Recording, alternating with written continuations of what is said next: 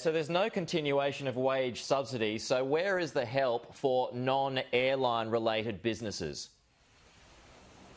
Well, indeed, those destinations to which people will be travelling on the half-price tickets. Every dollar spent on an airfare means $10 spent at the destination. We're also backing the travel agents, and there are 40,000 of them, 80% of whom are women. We're giving them a $132 million package as well. And the flow-on benefits from this, Peter, will go right throughout the sector. Aviation was hit first. It was hit hardest. It continues to be hard hit. We want to protect those thousands of jobs in the airline sector, and that's exactly what we're doing today. So there's a bit of a trade-off going here. Your MO is to get tourists into those centres with the hope that they will spend money. So that saves you the job of then paying extra to these other businesses. Well, indeed, we've discussed this with the tourism sector. I know that Margie Osmond's been out today. She supports what we're doing. I know Darren Rudd from the Australian Federation of Travel Agents, he does too. We've seen third-party endorsements of everywhere. They know that this is a good package. They know it's going to work, and we're confident it will too. OK, so how is more debt, though, going to help cash-strapped small businesses?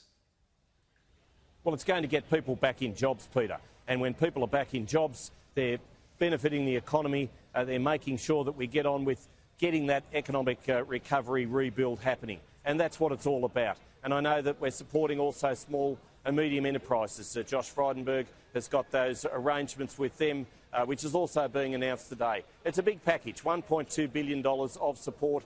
Yes, we're adding to the debt, but we need to get the economy back working. You've got to spend money to make money. That's what we're doing. Australia's been the envy of the world when it comes to what we are doing as far as the economic outcomes are concerned through this global pandemic. And when you look at what we've also done on the health front, many other countries elsewhere in the world would love to be where we are in that regard. It comes a long way short of expectations from the tourism sector, though. How many jobs do you think will be gone by the end of this month? How many businesses, especially in the tourism sector, will still fold? I can't put an estimate on that, but what we do know is that this is going to support those tourism businesses in those areas hardest hit. Hardest hit by premiers closing their borders at the drop of a hat. Hardest hit by the fact that they haven't been getting the planes in. Well, they will be now, and they'll be getting those planes in with people on them having paid half-price tickets, Peter. But businesses will fold. There will be some businesses that still fold. Well, yes, and that's unfortunate. And we've supported businesses all the way. They're paying the lowest tax that they've paid for nearly 80 years. We're making sure that we back-end all sections of the economy. We're doing it with this package today. I know it's going to be such a boon for the tourism industries in those areas which have been so hard hit, Peter. Have you got an update, just finally, Deputy Prime Minister? It looks like there's a bit of movement behind you. Have you got an update on when you believe that international travel may well be on track here in Australia, given that we are so far behind the vaccine rollout?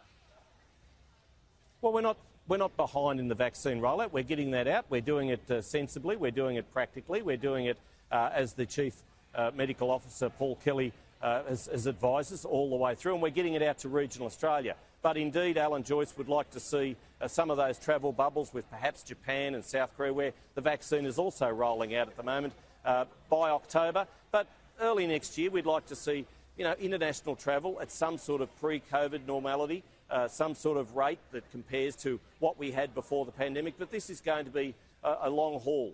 Many of those nations are still beset with people dying at the rate of 2 a minute. And of course, our quarantine limitations are such that we can't just get people coming into Australia, without having a vaccine or without quarantining.